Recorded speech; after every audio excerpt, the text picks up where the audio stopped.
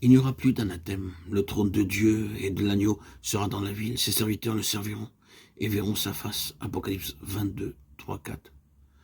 Nous avons parlé du trône et de sa signification qui n'est autre que le gouvernement. Mais là encore, combien cette vérité est vaste et d'une portée considérable.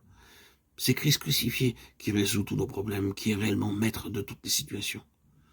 Nous sommes renvoyés à l'épître de Paul aux Corinthiens, oui, à cette terrible situation qui prévalait chez les chrétiens de Corinthe. Quel état déplorable régnait dans cette église. Cet état aurait pu décourager n'importe quel homme. Vous vous seriez sans doute dit, comment allons-nous gérer cette situation? Comment peut-on démêler cet écheveau? Paul a dû réfléchir à toute cette situation et prie à ce sujet pour en arriver à la conclusion suivante. Je n'ai pas eu la pensée de savoir parmi vous autre chose que Jésus-Christ et Jésus-Christ crucifié. 1 Corinthiens 2:2. Voyons maintenant comment Paul a appliqué ce verset. Il applique Jésus-Christ crucifié à leur division, à leur procès en justice, à toute cette situation. Puis, il résume le tout par un mot, l'amour, 1 Corinthiens 13. Seul l'amour peut résoudre ce problème et le résoudra. Tout problème et toute situation peuvent être réglés par l'amour de Dieu en Jésus-Christ exprimé à la croix. Oui, la croix gouverne. La croix, c'est le trône. Ceci étant dit, quel en sera le dénouement? Je crois que la réponse se trouve au verset 24 du chapitre 21 de l'Apocalypse. Les nations marcheront à sa lumière et les rois de la terre y apporteront leur gloire. Nous avons là le secret, le principe du service. N'oubliez surtout pas que lorsqu'il est question de principe, le passé, le présent, le futur n'entre pas en ligne de compte. Cette scène ne doit pas être interprétée dans sa globalité comme appartenant à l'avenir. Il ne faut pas la considérer dans son ensemble comme un simple événement à venir. L'accomplissement est sans doute à venir, mais les principes énoncés sont éternels. Ils se situent toujours dans l'instant présent. Les principes régissant le service, l'aide apportée aux autres, le profit et les avantages que les autres peuvent en retirer, tout cela n'est possible que si le peuple de Dieu est en communion avec l'agneau, c'est-à-dire en communion avec lui dans ses souffrances, et à condition que ce peuple s'engage sur le chemin de la croix.